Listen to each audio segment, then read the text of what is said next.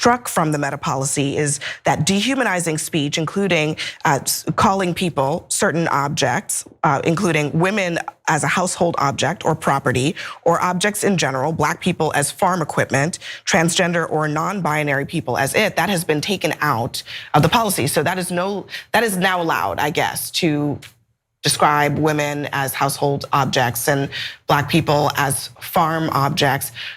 What's the point of this? The point of this seems to be bending the knee to our dear leader, the orange menace himself, Donald Trump, even before his second administration begins, and to do so in some pretty shocking and disturbing ways.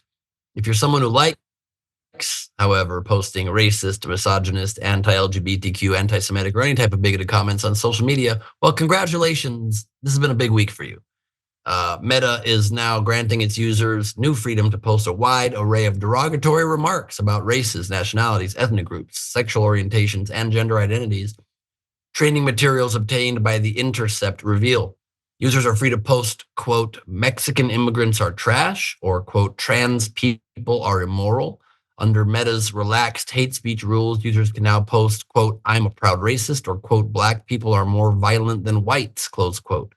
That's already a lot, but that's not all, folks. According also to the Intercept, examples of newly permissible speech on Facebook and Instagram highlighted in the training materials include, quote, immigrants are grubby, filthy pieces of, you know what, gays are freaks, quote, look at that derogatory term for a trans person beneath a photo of a 17-year-old girl. The changes are part of broader policy shift that includes the suspension of the company's fact-checking program, of course, that we reported on earlier in the week. The goal, Meta said Tuesday, is to, quote, allow more speech by lifting restrictions. Of course, a rational, reasonable policy based in actual morals would have been perhaps to just correct the overreach or the bias in your fact checkers, not get rid of it entirely. And an important to make point, Meta is only doing this in the United States. They're not getting rid of their fact checkers anywhere in the world. So we will descend further into a lawless place that has truth disappearing rapidly as a commodity in our nation, which I don't know if you're aware of how important truth is, but it's a pretty big one. The changes are well, let me just read you this next slide here. Meta's newly appointed global policy chief, Joel Kaplan, described the effort in a statement as a means to fix, quote, complex systems to manage content on our platforms, which are increasingly complicated for us to enforce. Kaplan, just newly promoted to Meta's chief of global policy, who of course rolled out these new changes in an exclusive live on Fox and Friends, was a former White House deputy chief of staff under George W. Bush. Has also been Mark Zuckerberg's longtime liaison to the right, and in reaching out to the MAGA world even more overtly. Of course, Zuckerberg also has taken the remaining content moderation teams from California to Texas, where people are less concerned about the bias of the people, as he said. Well, maybe people on the right are less concerned about the bias of people in Texas, but you're just literally trading one community for the other when that community is the one that tends to spread disinformation at a far more rapid rate. So that is a gigantic problem for Meta. Meta's public community standards page says that even under the new relaxed rules, the company still protects, quote, refugees, migrants, immigrants, and asylum seekers from the most severe attacks and prohibits direct attacks against people on the basis of race, ethnicity, national origin, disability, religious affiliation, caste, sexual orientation, sex, gender identity, and serious disease. But the instructive examples provided in the internal materials show a wide variety of comments denigrating people based on these traits that are marked allow. Some of these changes seem unclear, convoluted, and at times even contradictory. Mark Zuckerberg tried to clear it up and the reasons why. Take a look at this. Pete Hegseth is going to probably be defending his nomination for Secretary of Defense on the Senate floor. And I think one of the points that he's made is that he thinks that women shouldn't be able to be in certain combat roles. And until we updated our policies, that wouldn't have been a thing that you could have said on our platforms because it would call for the exclusion of a protected category of people. And it's like, okay, like on its face, yeah, calling for the exclusion of a protected category, that seems that like that's okay, there's like legal protections, there's all this stuff, but okay, if it's like okay to say on the floor of Congress, you should probably be able to debate it on social media. Yeah, but yet again, this point is being made very generally, and then a very specific different thing is what's happening on the platform. So that should have been allowed to be discussed on social media. So you can just loosen some reasonable restrictions without getting rid of fact checkers entirely and without allowing all sorts of hate speech back on the platform. You can debate things. Protected classes doesn't mean that certain people, doesn't mean that certain groups of people should be given the exact same things. It's important to have equity. It's not important to have the same exact things in all walks of life. That's why we still do have bathrooms, for example, that differentiate based on gender. A woman can't walk into a man's bathroom and vice versa, and that's probably a good thing. And so that's just a bad implementation of their policy.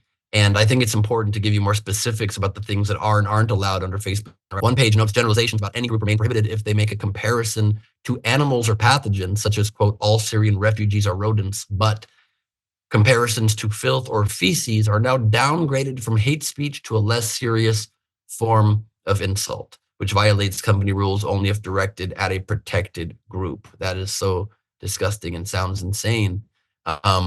To downgrade hate speech from being hate speech. The company's policy around nausea-based hate follows a particularly fine line. As an example, quote, migrants are no better than vomit is allowed, according to the materials, while, quote, Muslims make me want to throw up ought to be removed because it claims a group causes sickness. So you're allowing really disgusting speech, but you're drawing this weird fine moral line that just empowers people to say horrible things. Again, sharing disgusting opinions, in my opinion, should be allowed to a point. Hate speech should not. And disinformation, claiming things are facts, should not be allowed. But it continues. Other sections of the material provide examples of forbidden insults about sexual immorality, such as, quote, Jewish women are slutty would be forbidden. But the document also provides ample examples of newly permissible insults aimed at specific gender identities or sexual orientations, like, quote, gay people are sinners or, quote, trans people are immoral, are allowed. A post stating, quote, lesbians are so stupid would remain prohibited as a, quote, mental insult, though, quote, trans people are mentally ill is marked as allowed. Overall, the restrictions on claims of ethnic or religious supremacy have been eased significantly. The document explains the meta now allows, quote, statements of superiority as long as the statements do not refer to inferiority of another protected characteristic group, A, on the basis of inherent intellectual ability, or B, without support. So allowable statements under this rule include, quote, Latinos are the best, and, quote, Black people are superior to all others. Also now acceptable are comparative claims such as, quote, Black people are more violent than whites. That is allowed. Quote, Mexicans are lazier than Asians is allowed. Quote, Jews are flat out greedier than Christians. Allowed. Off limits only because it pertains to intellectual abilities. The example, quote, white people are more intelligent than Black people. This line seems so arbitrary, so insulting, so strange. And a lot of this, of course, disgusting, ignorant, very hard to hear language is now allowed on these platforms, Facebook, Instagram. At the same time, again, it's not always the worst for racists to be exposed and for dissenting ideas in a nation, however abhorrent, to be allowed, abhorrent of the ideas, to be allowed if we are to value free speech and have open debate in our society. Those, however, are different things. You can ban hate speech. You can ban horribly disgusting statements without infringing on debate. Those are very different things. It comes down to where we draw the line between open dialogue and hate speech. What are your thoughts, guys? Let's go to Jordan first. Yeah, I mean, this is disgusting, obviously. You're pointing out these statements that are permissible, and it would be offensive to the rational person. Any rational person would see these as morally objectionable. But why are they doing this? There's a couple of reasons. One, a years-long game of whining to the refs by the right and making moderation online a partisan issue. I mean, which people of which political persuasion are more likely to be on the receiving end of moderation for statements like Ben just listed? It's largely the right. I'm not saying there isn't racism on other parts of the political spectrum, but for comments like that, you typically see that in larger numbers on the right. And they have taken this up as a big partisan issue. Additionally, you have to look at Facebook's actions here, Meta's actions here, through the lens of their looming antitrust case. They have a current pending antitrust case with the FTC over their acquisitions of Instagram and WhatsApp. By catering to Trump, by currying favor with the right as Trump comes in and is in a position to reshape or shift the priorities of those federal agencies, we might see that case dropped as a result. So you have to look at it through that lens. I can't see any of what Zuckerberg is doing right now without acknowledging that antitrust case. Yeah.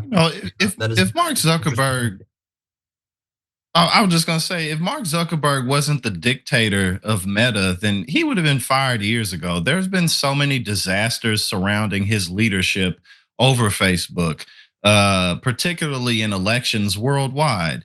At the end of the day, he's just capitulating because, one, he sees which way the political winds are blowing, but also he's trying to push the winds further in that direction. Because people like him benefit the most by sucking up to people like Donald Trump, who ultimately just want to be liked and who just want to have their boots licked. You compliment Donald Trump, he's likely to give you some type of pass. Last time he was in office, he gave corporate America the largest tax cut they've ever seen.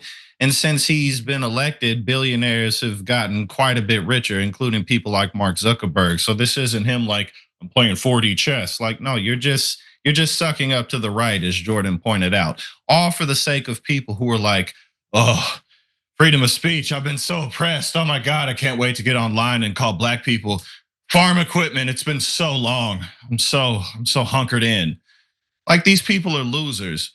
Unfortunately, they cause a lot of issues in the country, but it's like, oh boy, like your life is back on track now because you can say things about black people and trans people and gay people and not get it deleted. Like, congratulations. So, thus is corruption. Yeah, I mean, both of you, I think, make the point perfectly. This is not, it's so transparently done not to in any way fine tune their policies to make free speech better in this country, to make it easier for people to have genuine debate. It's just the most clear kiss-ass move to appease an incoming authoritarian. And it's just been so disheartening and sad to see all of our industrial leaders, all of our big corporate leaders in this country just show again that pure profit is all they truly care about. They do not care about doing what is best for people, for freedom, for safety, for justice. They don't care at all. I mean, the next comical step of this would be like traveling all the way to Florida to like dine with Trump at Mar-a-Lago and then donate $1 million or something crazy to his inauguration to just straight up kiss his ass. Even what? Okay, I'm being told this just in, Zuckerberg did both of those things. That is crazy. Well, there you have it. We're in for quite the 4 years. Thanks for watching The Young Turks. We really appreciate it. Another way to show support is through YouTube memberships. You'll get to interact with us more. There's live chat emojis, badges. You've got emojis of me, Anna, John, JR. So those are super fun. But you also get playback of our exclusive member-only shows and specials right after they air. So all of that, all you gotta do is click that join button right underneath the video. Thank you.